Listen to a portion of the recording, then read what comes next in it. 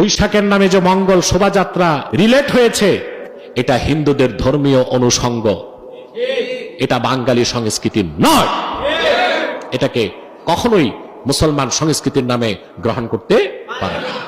এই বৈশাখ পাইলা থেকে বাদশাহ আকবর 1584 খ্রিস্টাব্দে হিজরি সনের অনুসরণে বাংলা সন প্রবর্তন করছেন মুঘল সম্রাট আকবর। উদ্দেশ্য কি ছিল? উদ্দেশ্য ছিল সহজে রাজস্ব আদায় করা। কি আদায় করা? কে করছে? না হিন্দুরা? বাদশাহ আকবর কত সালে? 1584 খ্রিস্টাব্দে। 1584 খ্রিস্টাব্দে। এই তত্ত্ব পাবেন কোথায়? মোল্লা ফয়জির লেখা আইনে আকবরী।